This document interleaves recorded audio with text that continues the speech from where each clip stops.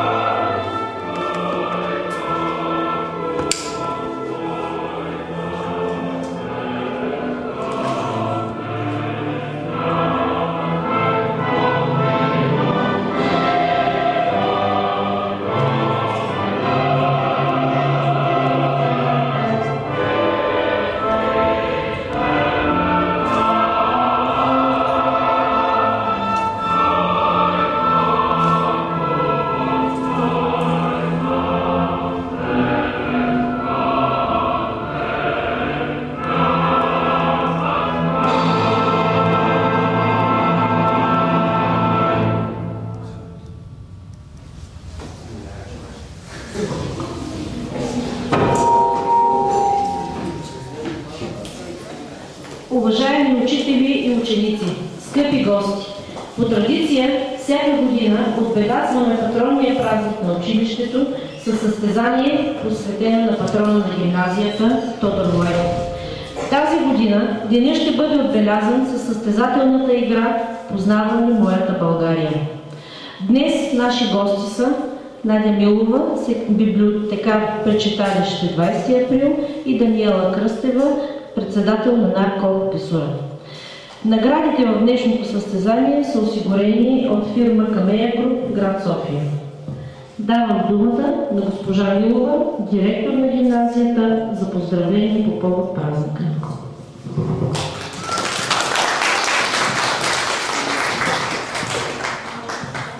Скъпи ученици, уважаеми колеги и гости! На 13 февруари 2016 година се навършиха 151 години от рождението на патрона на нашата гимназия Тодор Генчов Влайков. Все пак да кажем няколко думи за Влайков, тъй като учите тук и трябва да знаете кой е Влайков. Влайков е роден на 13 февруари 1865 година в град Пирдоп. След завършване на гимназия в София, продължава образованието си в Московския университет, където изучава славянска филология. Под влияние на народническите идеи в Русия, прекъсва следването си и става учител в родния си град Пирдоп. Развива активна обществена дейност, създава общинска библиотека, организира местното дружество на учителите. Сред инициаторите и за създаването на първата българска кооперация, учредена в село Мирхово. Именно това е и повода да бъде избран за патрон на нашата гимназия, тъй като икономическият техникум, който сега е професионална гимназия по икономика, е учреден към Централния кооперативен съюз преди 31 години вече. И тъй като е бил към Централния кооперативен съюз, за да подготвя кооперативни кадри със средно икономическо образование, при завършването на първия випуск, от който съм и аз, е взето решение патрона на гимназията да бъде именно Тодор Влайков, основателя на първата българска кооперация. Тодор Влайков е учител, писател, общественик и демократ. Един от основателите на Българския учителски съюз. През 1898 година е и председател на Българския учителски съюз. Продължително време списва и печатното му издание "Вестник Съзнание". Автор е на книгите "Леля Гения", "Дядовата Славчова внука", "Преживяното" и други. Действителен член на Българската академия на науките от 1900 година. Влайков издава "Демократически преглед", обществено-научно списание, излизало от 1902 до 1928 година. В списанието сътрудничат Иван Вазов, Елин Пелин, Йордан Йовков, Елисавета Багряна, Пейо Яворов, Николай Лилиев и много други. Влайков е депутат в 5-то Велико народно събрание и в 11-то, 12-то, 13-то, 18-то, 20-то, 21-то и 22-то обикновено народно събрание. През 1923 година участва в образуването на демократическия сговор, защото според него това е единствената възможност да опази България от ново издание на нечия диктатура. След излизането на Радикал-демократическата партия през 1924 година остава в сговора. Дейността му е насочена към консолидиране на противоречивите вътрешни тенденции в него. Като председател на Съюза на българските писатели в средата на 20-те години на миналия век допринася за спасяването на видни свои колеги от вълната на белия терор. Умира в София на 28 април 1943 година. Използвам случая да благодаря на всички учители и ученици за участието в днешния празник, посветен на 151 годишнината от рождението на Влайков и във връзка с предстоящия национален празник 3 марта. Успех на всички ученици, участващи в състезанието "Познавам ли моята България?". Надявам се, че това ще е едно интересно и полезно за всички нас и вас състезание. Именно чрез състезанието ще успеете да си припомните някои от нещата за най-важните исторически обекти в България. И това е още един повод да се гордеем, че сме българи и да обичаме и да пазим своята родина България. Успех на всички и благодаря ви за присъствието.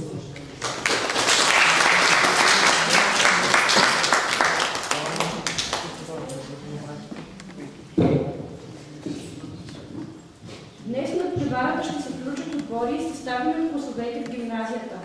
Ганчо, Атанас и Никола, това е отбора на 9-ти клас.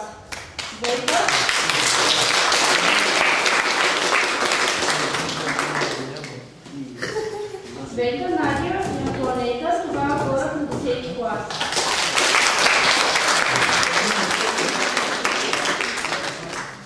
Ивелина, Виделина и Любомир, това е отбора на 12-ти клас.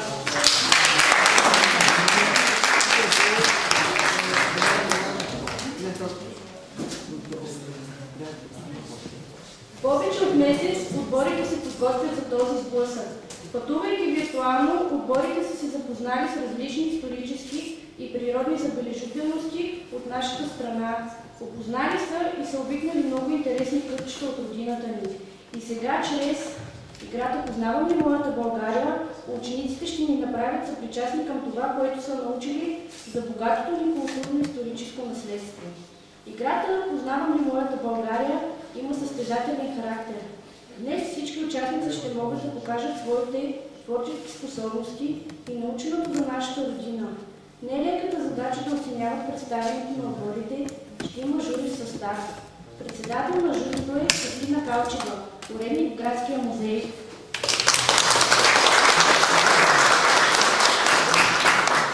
Членове са Лалка Кантимирова, секретар на читалище 20 април. И госпожа Зорка Томова, директор на основно училище Христо Данов. По регламент в първи кръг всеки отбор по атрактивен начин трябва да представи някаква забележителност от своя роден край. Това може да стане по различен начин, чрез легенда, танц, песен, презентация, табло или нещо друго. Стига информацията да е интересна, а представянето е оригинално. Журито ще даде своите оценки след представянето на всички отбори и ще отчита оригиналност на идеята, атрактивността на представяне на обекта и начин на поднасяне на информацията. Всеки член на журито ще оцени представянето на отбора по тези два критерия и ще даде оценка от 1 до 5. Така максималният брой точки за един отбор в този кръг може да е 30 точки. Времето за изява на всеки отбор е в рамките на 5 до 7 минути. Жребият определи пръв да се изяви отборът на 12 клас, втори отбора на 10 клас и на последно място отбора на 9 клас. След представянето на всички отбори, журито ще оцени оригиналността на идеята на първия представил се отбор.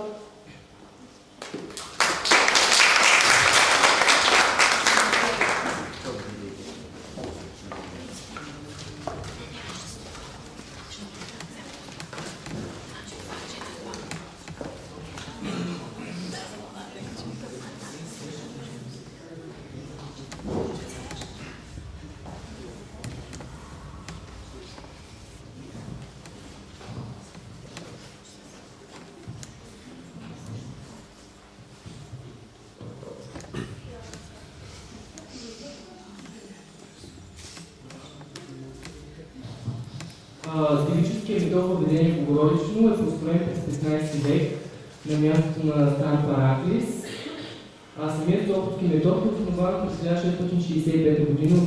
от монахиня Сусана, според други данни още 1404 г., които са непотвърдени.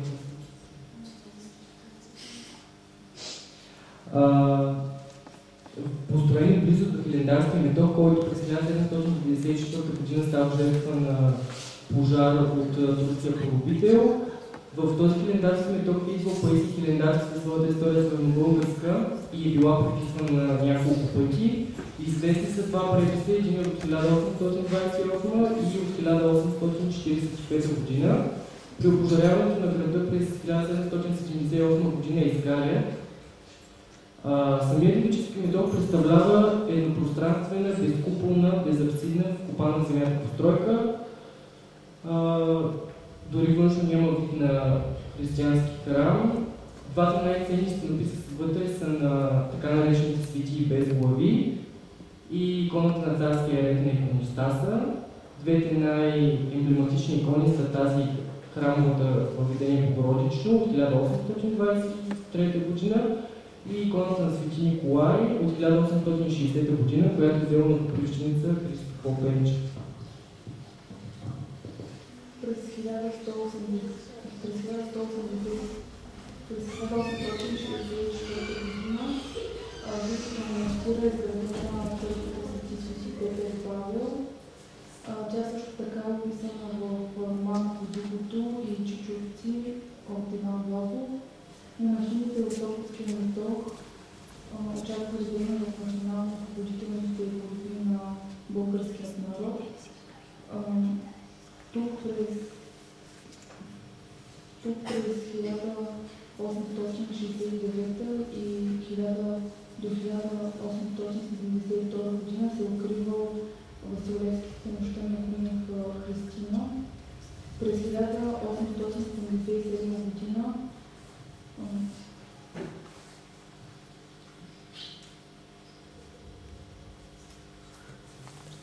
през 1877 година турците опожаряват град Сопот, при което е пострадал най-много метоха, тъй като по чудо са оцелели жилищната сграда с чертаците, църквата и лозата. Тук също така се намира гробът на игуменка Христина.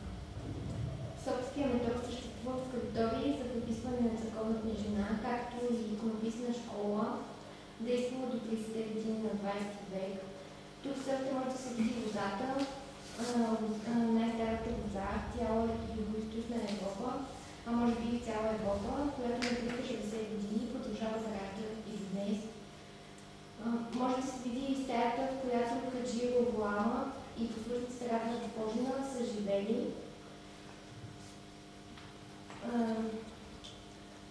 Героинът роман Божеството на Иван Вазов. Светата обителя е описана и други негови произведения, като Хаджи Ахил, Чичовци. Методът е действащ и до днес под ведомството на Пловдивската митрополия.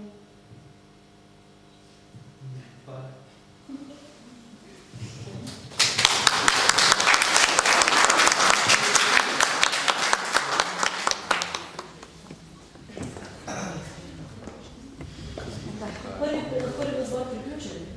Добре, нека да заповядат следващите.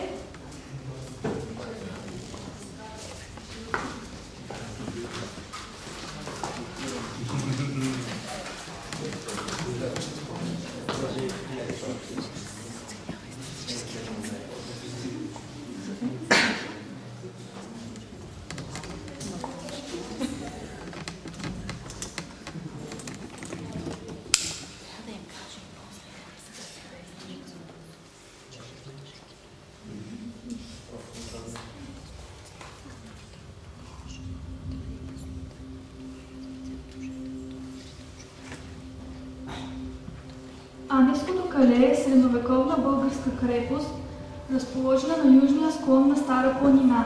Наричана още Копсис, тя се намира на 4 км от село Анево и на 2 км от град Сопот. Намира се на 40 метра надморска височина и около нея има стръмни и опасни скали. Вероятно поради тази причина е останала една от най-добре запазените български крепости. Освен това, на юг от реда, на който е построена крепостта, протича и река Стряма. Вдъхновен от някогашното и велично могъщество, остава Иван Вазов, който е споменава в пътеписа си един кът от Стара планина. Според писаните избор Раменското каре е изградено по време на Втората световна война. Крепостните страни са високи от 12 до 15 метра. Камените подобни за доградното далеч и привличат интереса на войниците. Най-горното укрепление на самата крепост е разположена в централната цитадела, която цитадела е била посочена за самостоятелна отбрана. Централният вход на укреплението е от юг.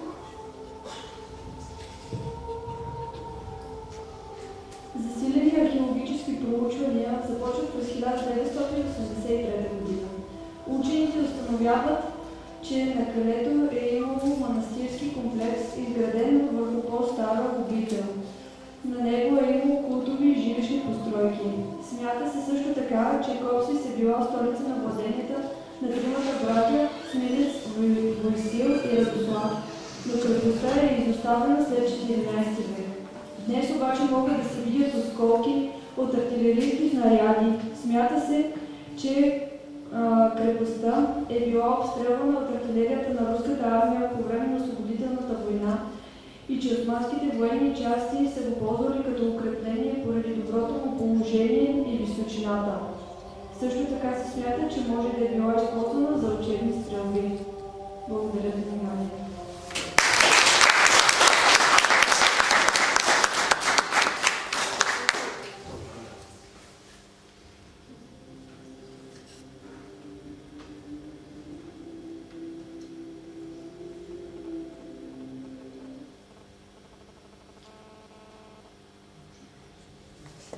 Благодарим на 10 клас. Нека да заповядат 9.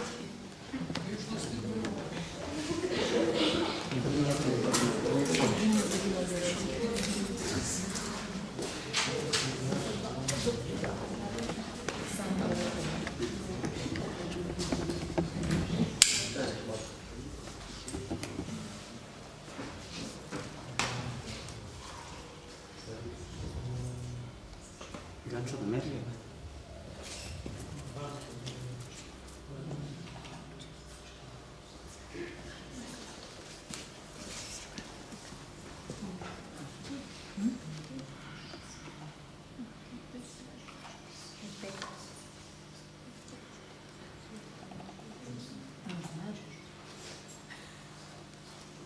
Първоджиевата къща е част от културното наследство на град Клисура. Носи името си заради собствениците. Семейство Първоджиеви е едно от най-значимите семейства в града. На двора може да се види водопровод, построен през 1862 година и запазена розоварна, която е действала до 1920 година.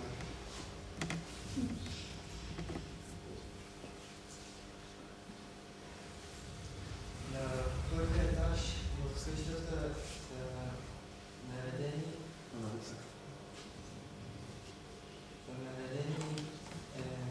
поминъка на дежурство. На втория етаж ясно тая, където мъжете са се събирали и са обсъждали политиката на чаша ракия.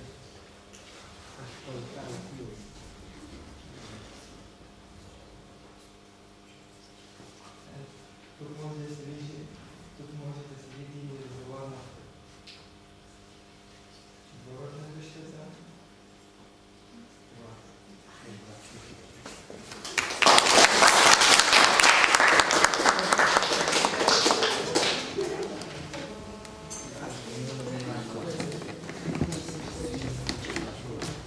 Нека да изчакаме оценката на журито.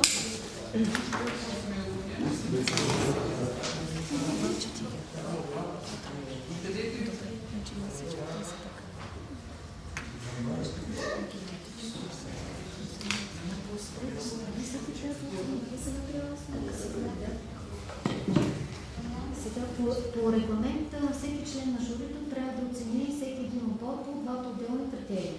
Така, по първия критерий за отбора на 12-ти клас, оригиналност на идеята, малко трудно, нали, да се даде някаква оценка, защото общо взето и трите отбора се бяха спрели на един и същ начин на представяне на информацията на този специфичен обект, като идеята е, нали, че освен презентации може да има и някакъв друг начин.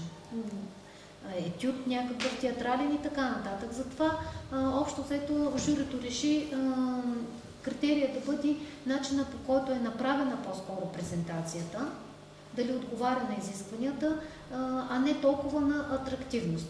Така, за 12-ти клас оценката по първия критерий, оригиналността, е от всички ни общо 15. За втория критерий, как е поднесена информацията, дали всички членове са участвали в нейното поднасяне, дали общо взето е изчерпана и интересна. Оценките са следните. Така, което означава, че по този критерий получава 11 точки или общия брой точки за 12 клас за първия кръг е 26. Ако правилно съм сметнала. Да. Така. Втория отбор на 10-ти клас няма да се повтарям, значи там всички единодушно решихме, че информацията е понесена по по-добър начин и по-атрактивно и по-добре. Затова по първия критерий оценките са толкова и за втория толкова, така че 10-ти клас получават максималния брой точки от този кръг 30. Така, 9-ти клас. Те са с един човек по-малко. Въпреки всичко успяха в известен смисъл да представят Павловчиевата къща. При тях беше по-трудно, защото това е нещо, което, нали, повечето от нас са виждали, посещавали, знаят за какво става въпрос.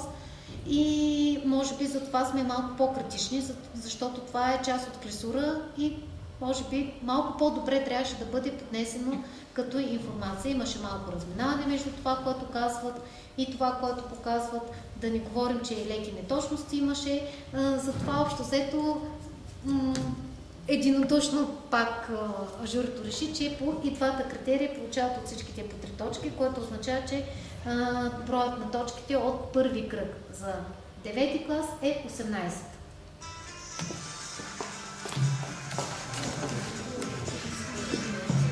Така, сега, ако водещата не ви подкани, да ви подканям аз, да се изтеглите за маршрутите, но нека първо водещата да чуем.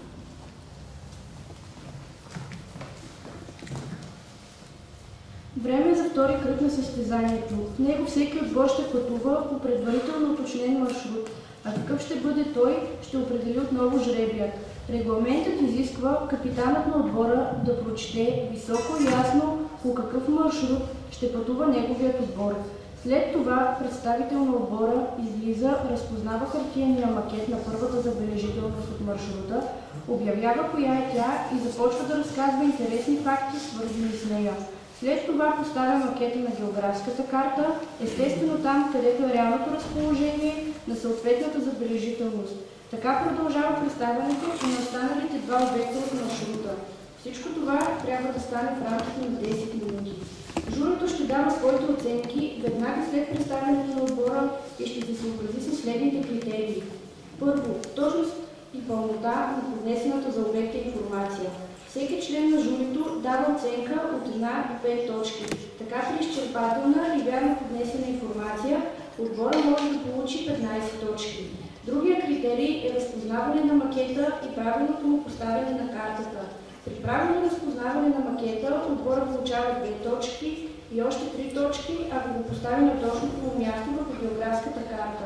Т.е. за всеки обект от маршрута може да получи 5 точки. След приключване на виртуалното пътешествие ще бъдат зададени още 2 въпроса на отбора. Всеки правилен отговор ще донесе допълнителни 3 точки на отбора. При равен брой точки капитаните теглят жребии.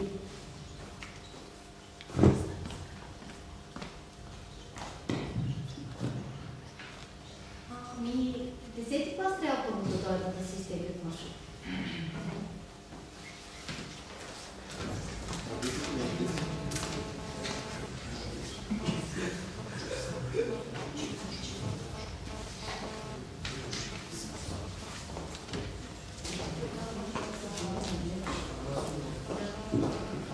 Първи маршрут. Крепостта Баба Вида, Царския дворец, на Царевец и това е Шапа.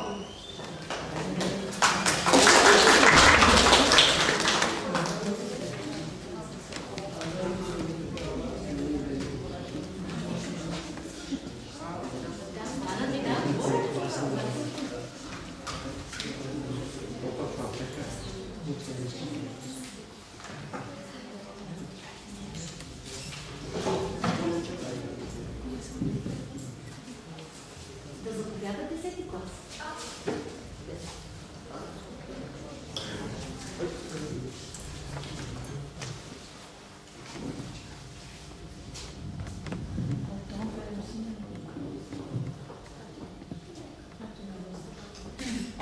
Крепостта Баба Вида е единственият изцяло запазен замък в България.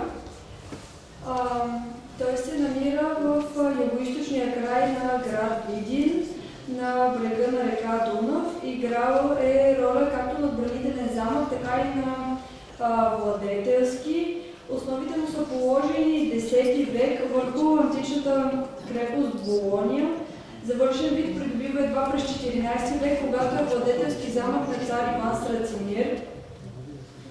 Крепостта има интересна архитектура. Той е неправилно четириъгълник под формата на квадрат, като всеки един от ъглите е ориентиран по посоките изток, запад, север и юг. Има две стени, външна по-ниска и вътрешна по-висока, като между двете се получава външен двор.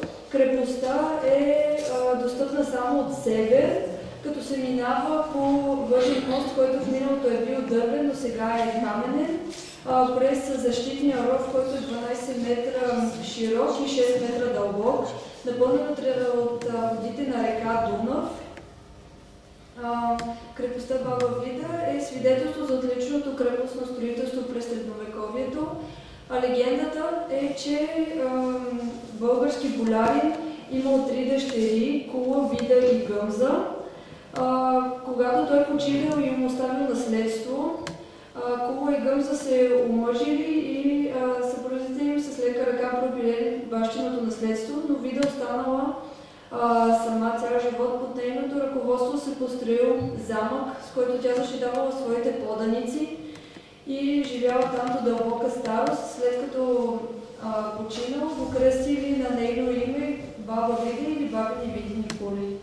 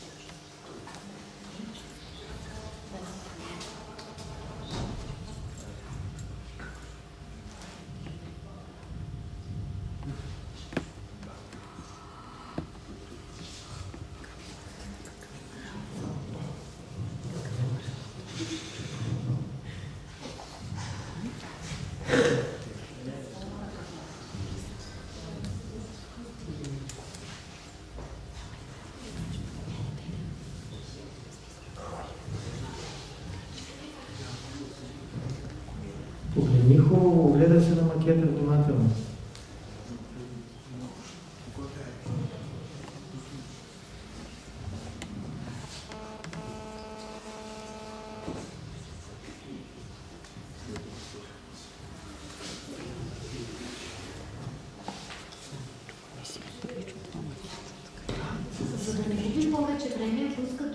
член от отбора, нека да покажа, защото все пак времето е 10 минути.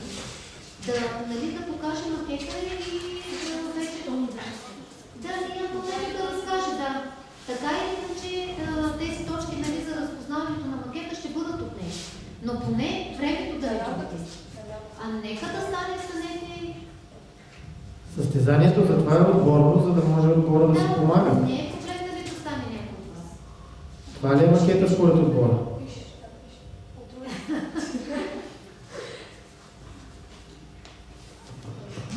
Трети последен опит. Така, нека който от вас е сигурен как изглежда макета, иначе остана ви половината от времето за вършо.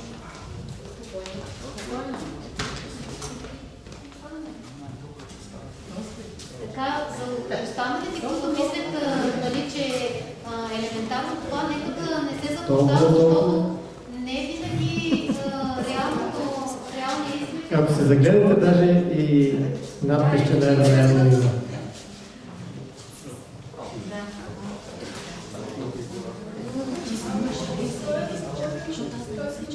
Малко по-високо. Той се намира в Великото Търново.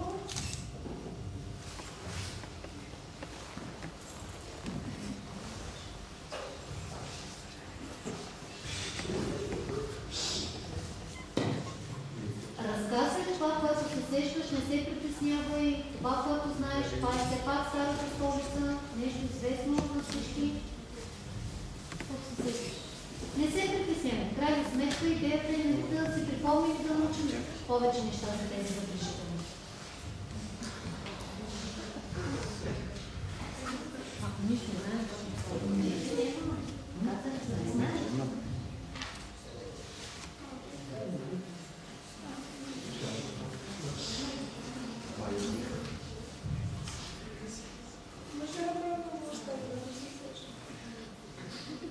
добре, само.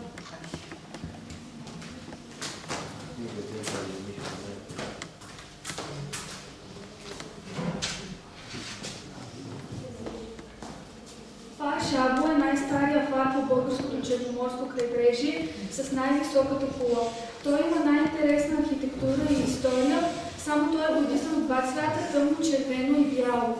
Най-вероятно е бил построен в началото или в края на войната на Русия с Турция за износ на Черно море от 1768 до 1774 година. Днешният фар в Шабла е открит официално на 15 юли 1857 година. Той предпазва корабите от сблъсък с подводен риф с големина, една морска миля, както и от затъмване в плитчините между село Чуленово и нос Шабла. Бялата му светлина просветва 3 пъти на всеки 25 секунди. Интересно, основата на фарът има паралелепипедна основа с ширина 8 метра 80 см и височина 10 метра, както и с дебелина на стените метра и половина. И дори през зимата студ там не прониква. Височината от основата на централния купол до най-високата му част е 7,8 метра. Той поддържа 8-стенна кула с височина 17 метра, върху която има фаровата част с оптиката, до която водят 132 стъпала. Интерес представлява и гръмоотвода, който е най-високата част на фара. Той е изобразен като полумесец с звезда отгоре, чието най-горен лъч е издължен и накрая позлатен. Дежурствата на фара се сменят на всеки 8 часа и хората следят денонощно неговата работа. Любопитен факт е, че там е работила единствената жена пазач на такова съоръжение, Тодорка Хаджи Иванова. Паленето и гасенето на фара зависят от изгрева и залеза на слънцето. Шабленици не без гордо споделят, че притежават умалено копие на едно от древните чудеса на света, именно на Александрийския фар. Интересна подробност е, че в строежа му са участвали и българи, тъй като на северозапад от терена от основата се намира лъв, вдигнат на задните си крака с големина около 30 см. Той на 9 метра от терена и вероятно поради тази причина е останал незабелязан и неразрушен от турската власт. Монограмата на султан Абдул Меджид, управлява империята тогава, свидетелство за голямото значение, което портата е отдавала на този величествен до днес факт.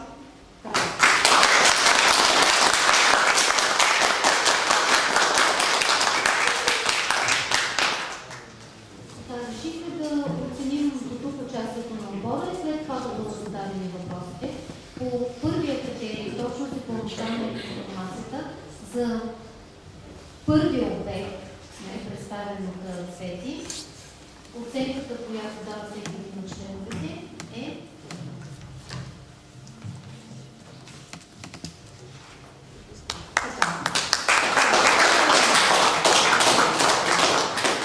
за втория, за съжаление, нали, така започна малко с фалстарт, цялото разпознаване и така нататък на макета. Така че за втория обект просто няма да получите точка за неговото представяне, само 3 точки за правилно определение на географското място на обекта. А иначе за първият това, което пропуснах да кажа, е, че получавате и 5 точки, които са 2 за разпознаване и 3 за правилно поставяне на макета. Така, за третия обект, сафарът в Шабла, оценката за поднасяне на информацията от всеки член на журито е следната. Браво! Така, мисля,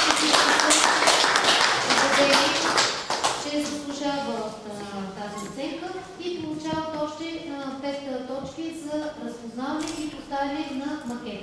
Сега, отборът по регламент трябва да отговори и на 2 въпроса, които са свързани с маршрута. И въпросите ще зададе господин Водичков. Част от въпросите са свързани с информация, която се съдържа в материалите за подготовка, но понякога въпросът може да изисква и малко по-широка обща култура. Така, за всеки правилен отговор получават 3 точки допълнително. Дойде време и аз малко да ви изтормоза, но вие сте достатъчно добре подготвени, така че едва ли ще успея. Въпросите към отбора на 10 клас. Първият въпрос. В продължение на колко години замъкът Царевец се използва за дворец на българските царе?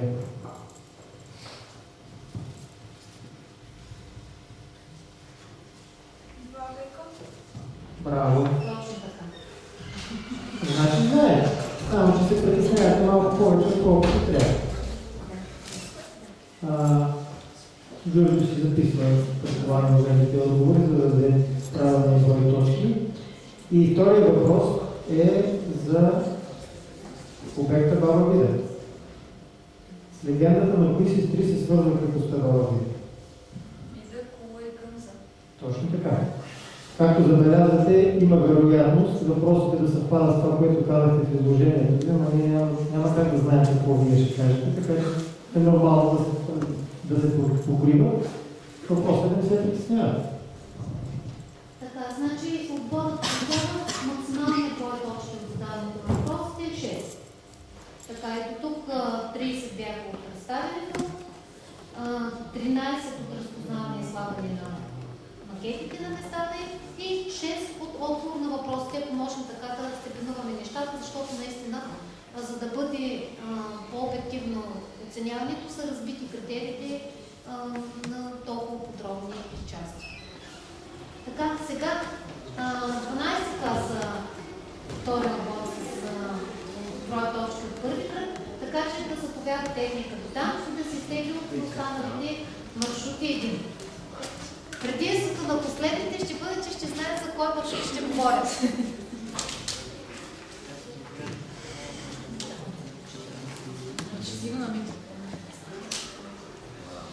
Трети маршрут, Рилския манастир, Агуш Конак и крепостта Покелон.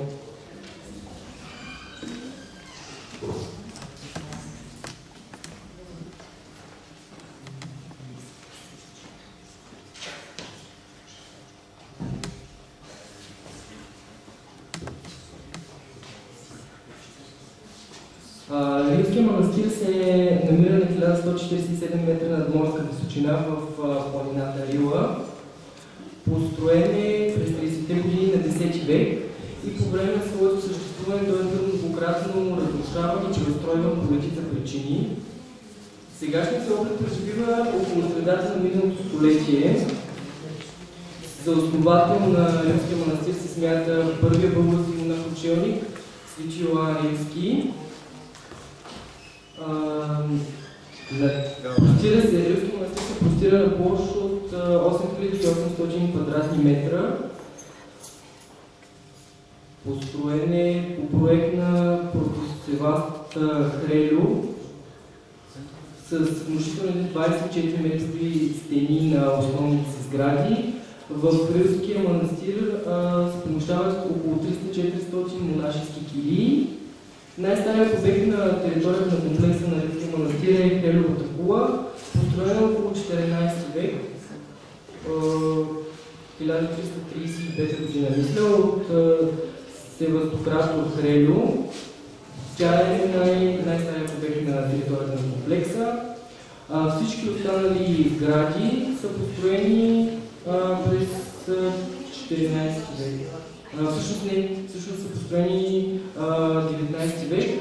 Църквата Рождество Богородице, която е главната храмова църква, е построена 1844 година. Приблизително същия период е построена и камбанарията в Римския манастир. Римския манастир е обявен за паметник с национално значение, със световно значение от ЮНЕСКО.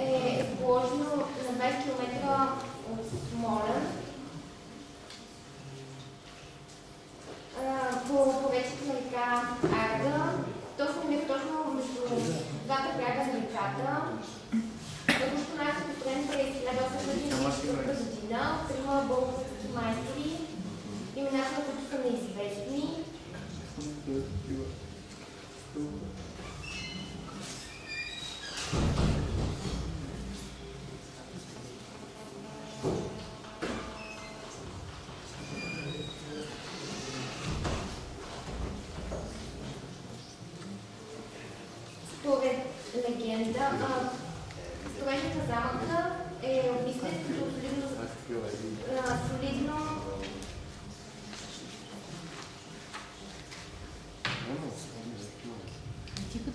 не се притесняваш от това, което се сетиш. По-интересни факти не е казано, че точно така, както е даден материал от работа. Строежът на Конака е обмислен като солидно обиталище за Салиха Буша Гая, неговите трима сина. Строежът е продължил 20 години.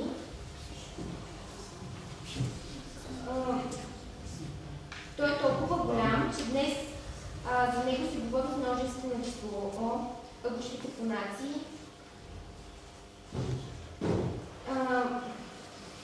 Той се състои от 30 сгради, понации. Всяка има отделен двор, кладенец, всичко необходимо. Дворовете са разделени от вътрешни зидове. Конакът разполага с 221 прозореца, 86 пети и 26 клина. Клините са градени от бялан камък. Прозорците са изградени от дървена плетеница, от ситна плетеница, която е дървена. Има стая, която е с отвоени стени и врати и е нарочно направен в нея канал за подслушване. Сградата, предназначена за жени, е отделена от всички останали сгради.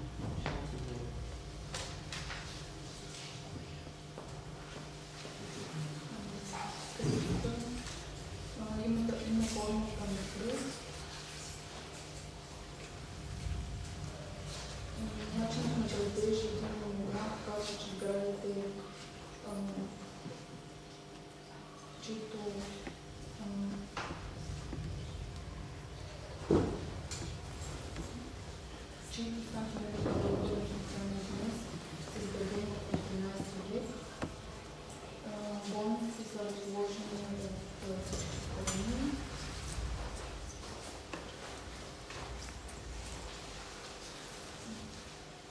Ако не се сеща друго, през 1664 година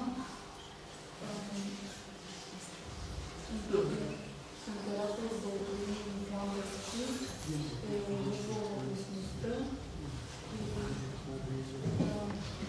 някакъв дневник разбира, че на крепостта и селото Литвина се нарича вече пошло.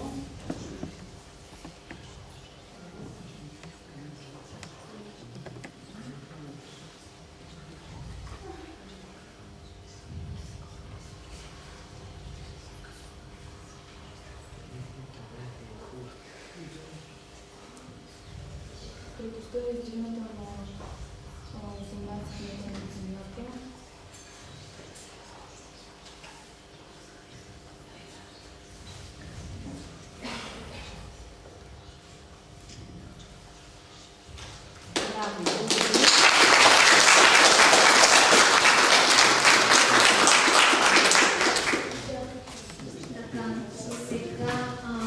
Нека да кажем какви са тук резултатите и за бора на 12 клас.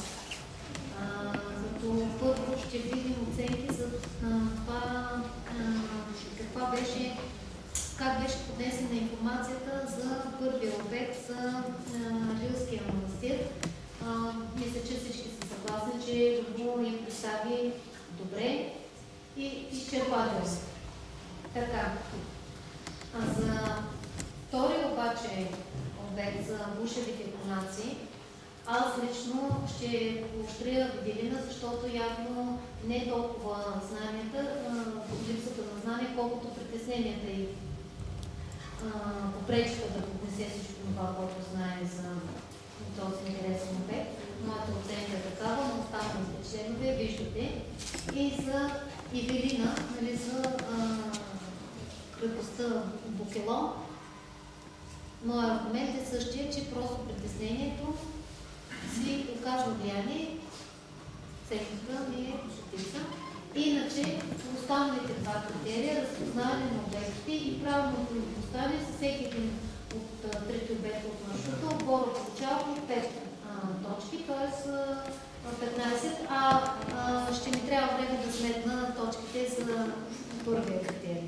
Така, сега трябва да отговорите на два въпроса, свързани с вашия маршрут, както господин Величко ще ви се даде. И пак идва моя ред за прогноз. Готови ли сте? Да. И по-спокойно, няма място за притеснение. Това е едно състезание, чиято цел е да покаже интересни факти за забележителност от наша страна. Тук съм абсолютно съгласен с журито, че не сте на матура.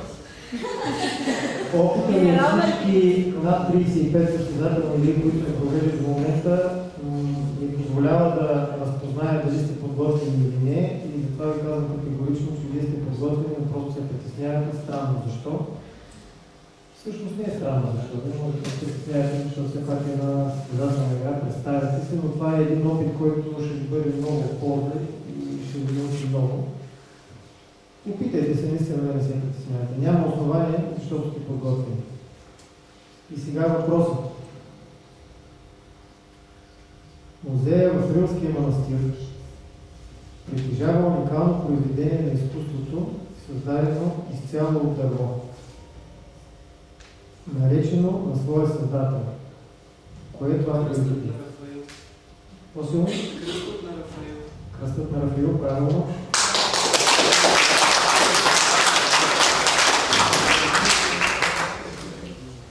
А сега един въпрос и за Гушевия конак. Колко време е строен Гушевия конак? 20 години, браво!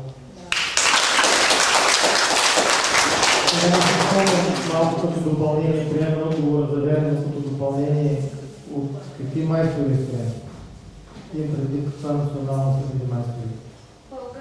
Да, точно така. Браво! Ето виждате, че се потвърдиха думите на господин Величко, просто знаете, но необяснимо защо най-големите отделните от вас най-много се притесняват. Така, правилно съм пресметнала точките. По първия критерий, вашия отбор, т.е. за поднасяне на информация от трите обекта, получава 38 точки. За трите обекта. Така, по двата критерия разпознаване и правилно определение познава 15 точки, защото и трите поставят, и 6 точки от отговора на въпросите.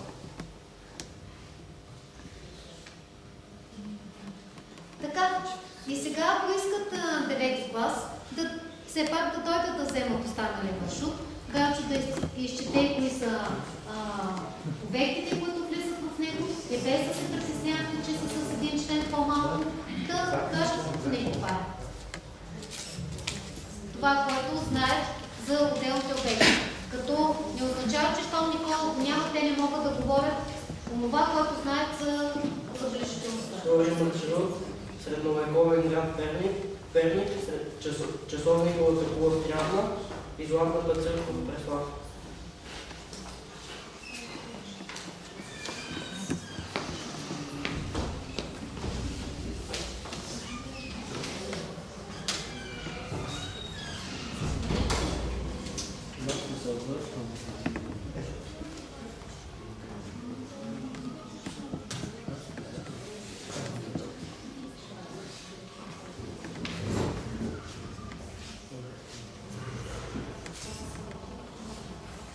Часовниковата кула в Трявна е изградена от 3 части.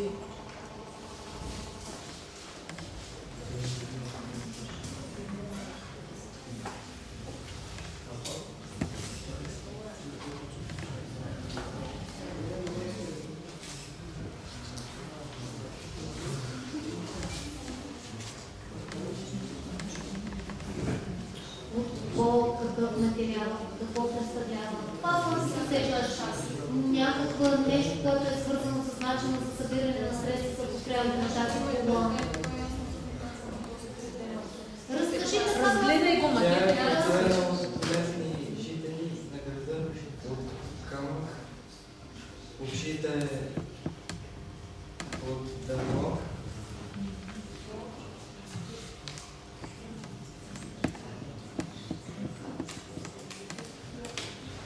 Как са набрали средства за строителството?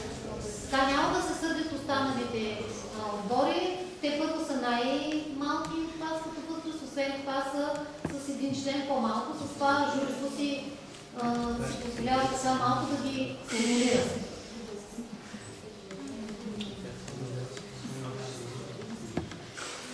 Да не говоря, че 10-ти клас са ветерани в участието на състезанието. Просто показвам, докато нас се успокои и започне да говори за анкета, защото това е най-много повече неща. Десетокласниците и някои от тях са участвали на национално състезание и за това са толкова спокойни и толкова добри.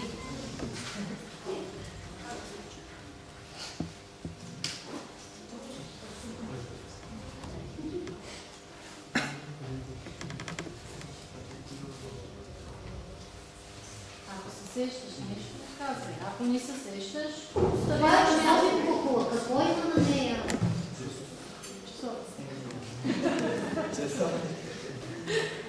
Така, нещо за мелодия, за която се пусва този часовник.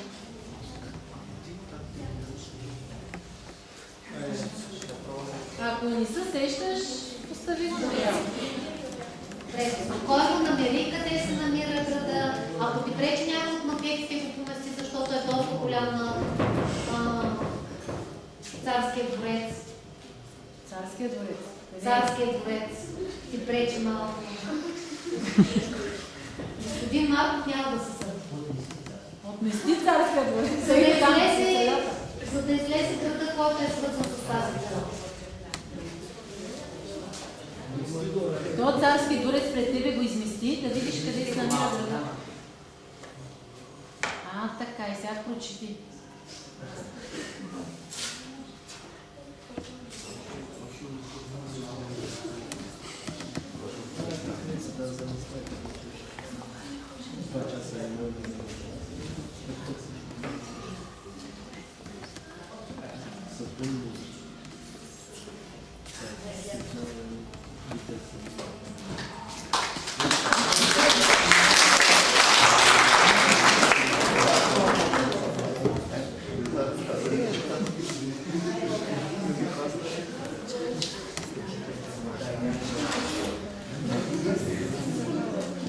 православната църква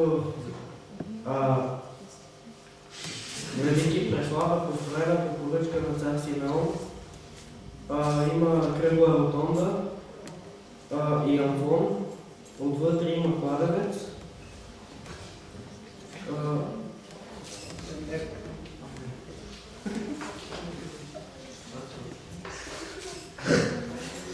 Има два входа.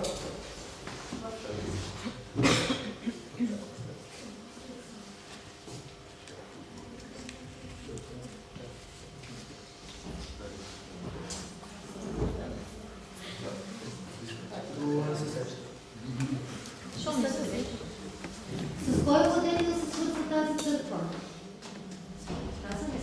Извинявай. Периодът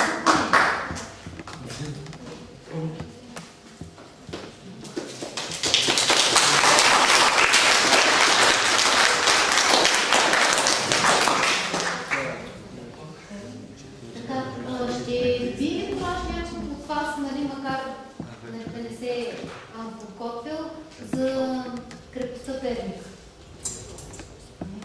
Ако някой от вас двамата нещо се сеща, поне с кой владетел, значи неговете поне тези 5 точки са свързани с разпознаване и поставяне на макет.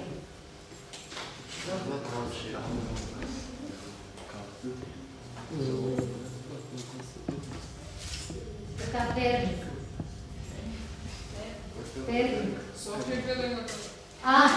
Ще да се...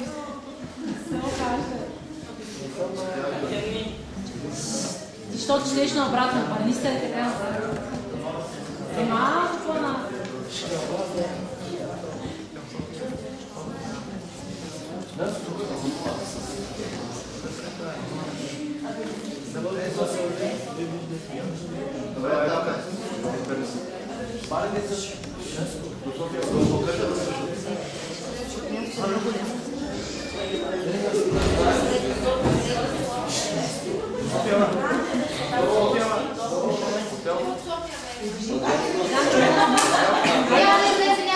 Ганчо да помогнеш, защото са един отбор.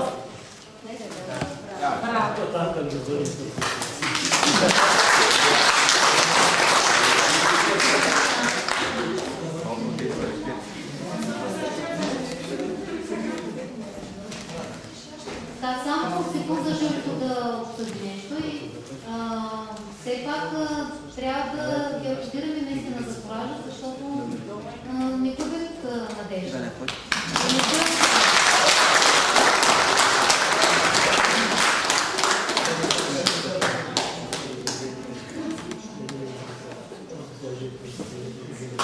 Така, значи, преди въпрос.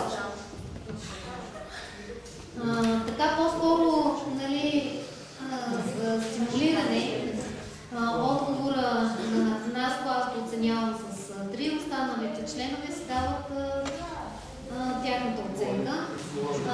На нас така той е малко по...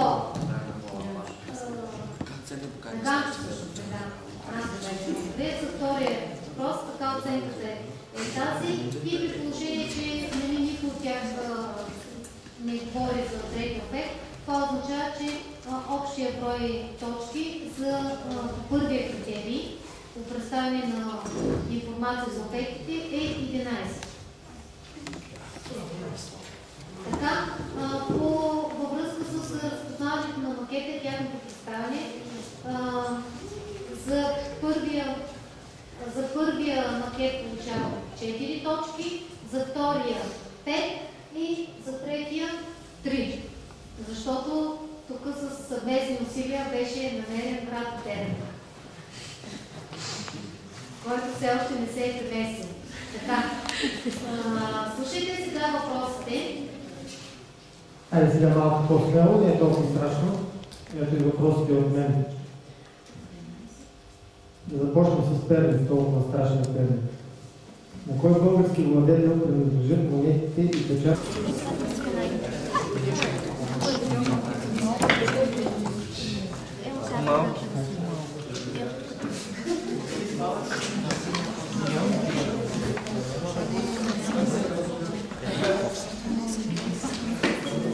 Изглеждаше така. Ми дава Бяха ли така? Така се още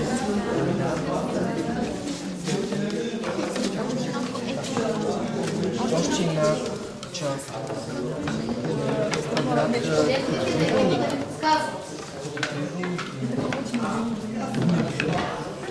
Ако трябва някой да помага е класата, обаче тя...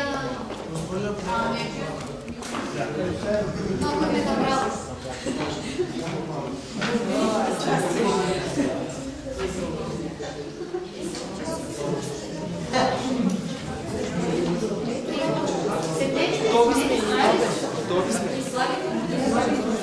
Значи за готови си ще смятат онези, които са сложили пъзела на място.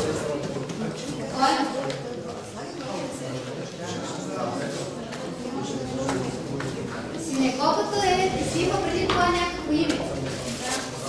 Виделина. Синекопата си има някакво име преди синекопата. Ма това не е нашата синагогата. Нашата е Крумовия дворец. Крумовия дворец, извинявайте, аз съм да годих. Но дойдете, разете си. Умислих, че търси копия в източна България за това.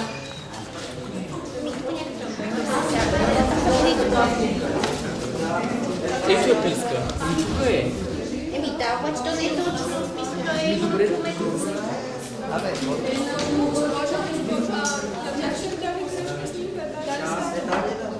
Точно, част от тях им дават синагогата. Вие ми казахте синагогата, тя се дава, а на част от там е синагогата. Какво сте назначавали? Нищо не е проблема. Добре, къде сте стигнали? Какво наредихте? Синагогата? Това не могат да донесат.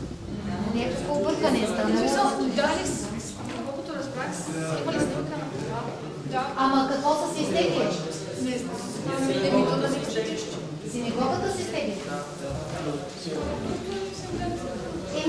Снимката беше бонус. Край на краища. Хайде да отредете много всички да отворите тук на тази. Синагогата. Синагогата.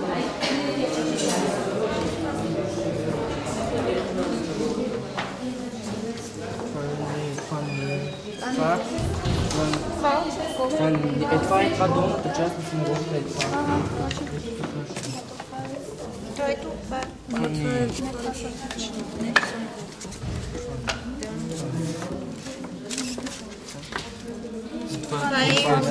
Това е часом.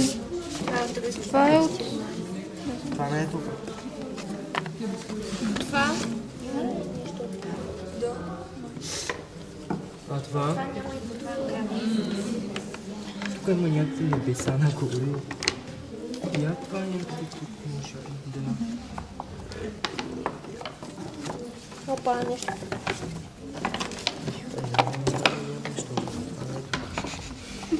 Това не е там.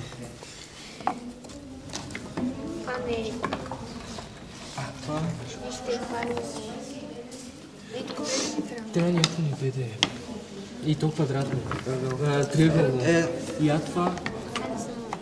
Това е часовниковата планета. Не, това го. Това? Да. Ай, правите го. Гледай го слушай. Не, в София. България.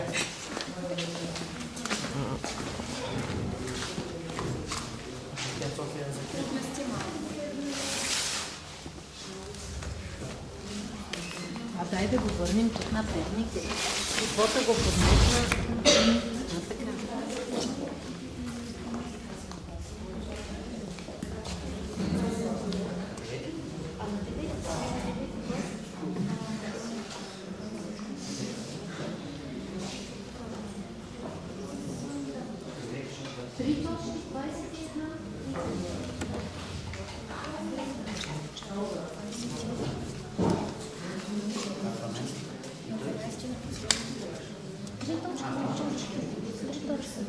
Всичките спознаха.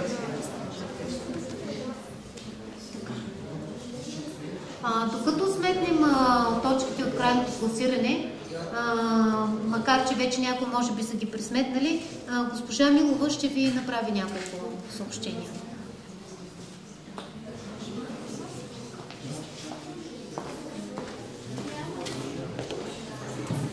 Първо искам да благодаря на всички участници, да ви поздравя с знанията и уменията, които показахте. Благодарение на вас разбрахме много интересни и нови неща. Навярно, някои не бяхте ги чували. Също така искам да използвам времето, за да ви кажа, че на 4 март ще е почивен ден, но това ще се отработва и отучва на 12 март.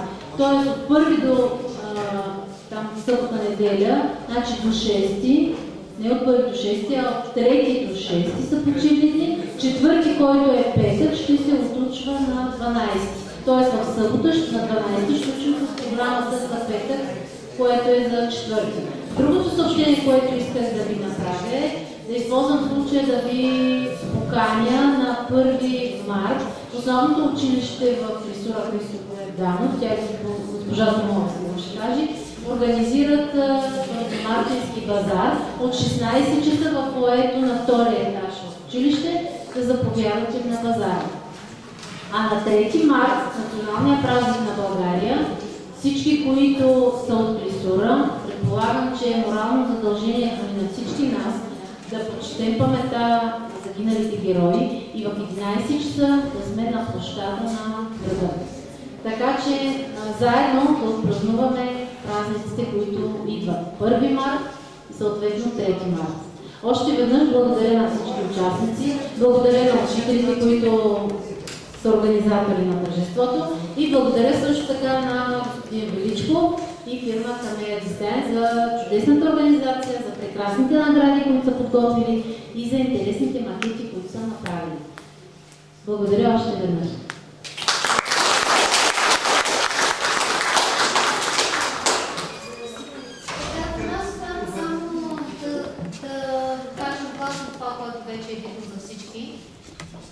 И ние да поздравим участниците в състезанието и да кажем, че наистина 9-ти клас показва, че въпреки неочакваните трудности не трябва да се отказва човек никога. Общо след виждате броя на отделните участници. 9-ти клас имат 74 точки, 10-ти клас 108 и 12-ти клас 113 точки. Все пак те са най-големи и така може би това им даде предимство в играта. Мисля, че обаче да, 9 клас, това ми беше мисълта, че дори да са с един участник по-малко, не бива да се губи надежда, не бива човек да казва изхода е предрешен, защото нищо не се знае. Крайна сметка, въпрос е на късмет и на шанс. Победители в днешното състезание с 113 точки, виждате съвсем малка е разликата с 10 клас. Всички видяха, че подготовката им беше поправена това по-хора, просто така с техни обстоятелства. 12 класа победители са тези.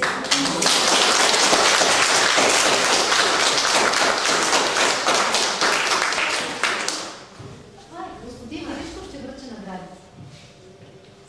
Няма вече вътормоз. За преди малко вътормоз и сега няма да вътормоз. Може би голяма част от вас ме познават, може би не, те ми представиха. Аз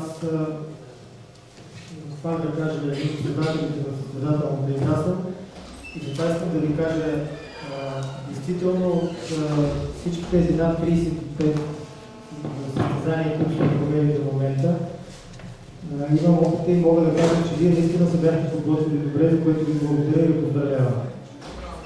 Браво на всички! В момента на притеснение, за съжаление, не можахте да го изгледате, но в това няма нищо лошо. Пак казвам, това е един опит, който ще ви бъде отползван за напред. Както видяхте, част от 50 клас, които вече имат малко опит в това състезание, малко по-малко се притесняваха, така че в следващото си участие в такова или подобно състезание и всички останали ще имате вече повече опит, няма да се притеснявате толкова и ще покажете знанията, които сте научили. мисля, че всички тук се убедиха, че вие наистина имате знание, просто тези притеснения ви изиграха шега и затова не можете да ги покажете. Не напълно сте го. Въпреки всичко, наистина се представихте много добре, въпреки всичко има и класиране, което вече журито да ви мисля. Така. Честито на всички, винаги в тази състезателна игра казвам, на практика няма победител и победен. Вие всички сте победители и ви поздравявам, че изобщо сте се включили и сте постигнали всичко това. Все пак обаче точките показват, че някой е малко повече от другия, но това пак казвам най-вероятно заради притеснение, а тук имаме вече и отбор, който е с един човек по-малко, така че има достатъчно основание да има по-трудно. Наградите за победителите, моля да дойдете да това беше Бора на 12 клас. Ивелина Стоянова. Да кажа, че ще ги видите, за всеки участник има по един макет, по един календар за 2016 година и по една книжка на София национален туристически обект.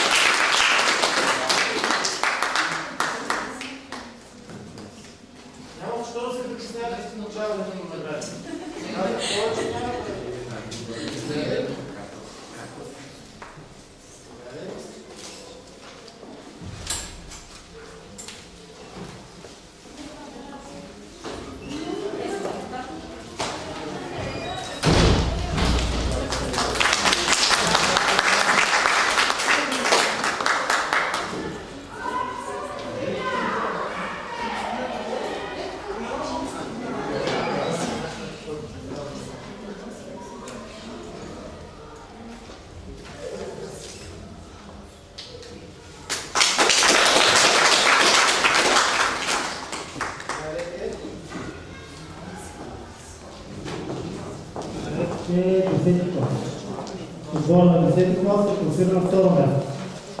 Заповядайте да се получите наградите.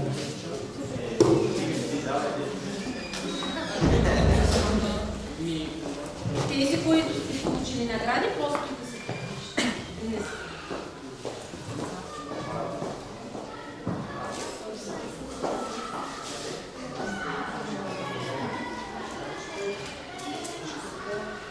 И поздравления.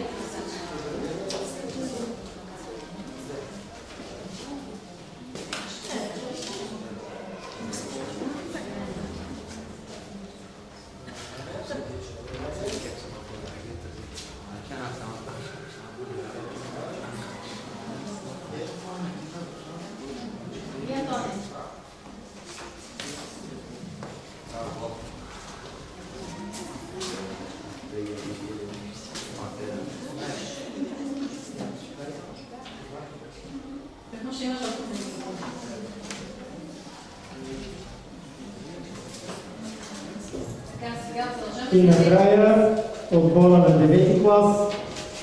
Силни аплодисменти за това.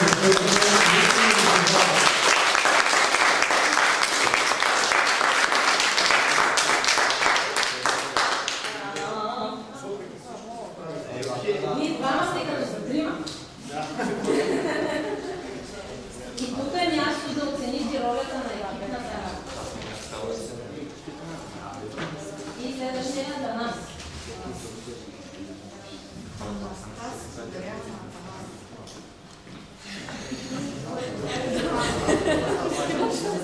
Предлагам на третата награда да бъде съгласен.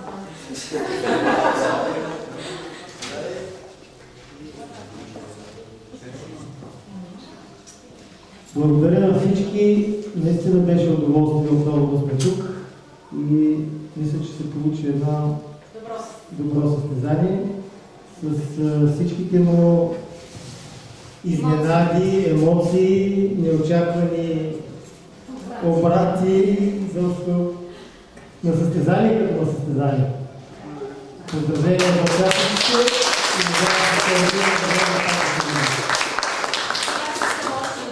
да благодаря на всички участници и да кажа браво на моите момчета, защото все пак и двама се справили чудесно.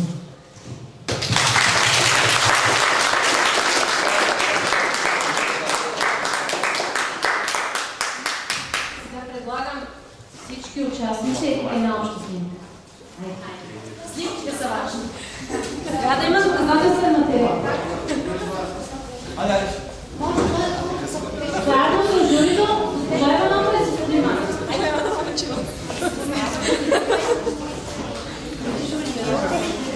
Но ние ви благодарим за всичко, че сте посетили го здраве. Няма бе.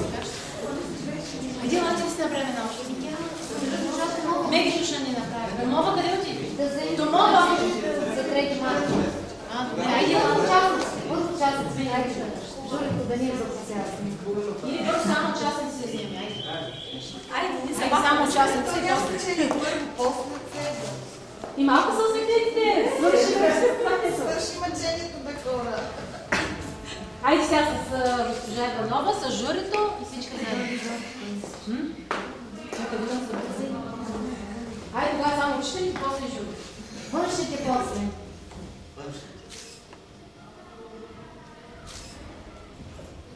Крайните хвана ли? Да.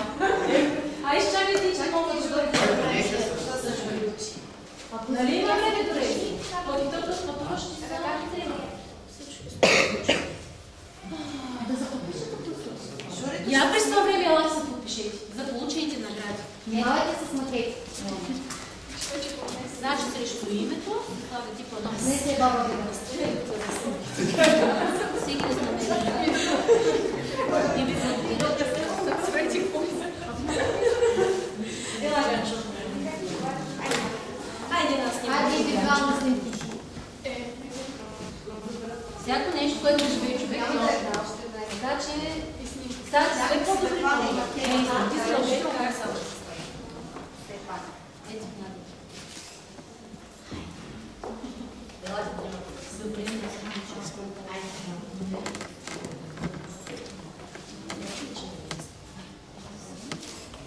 Хора герои. Значи, че има хора ветерани.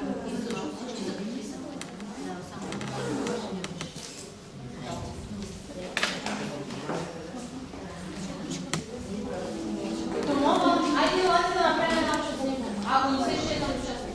Ей, да се участвам. Уважаемо, айде да направим една обща снимка.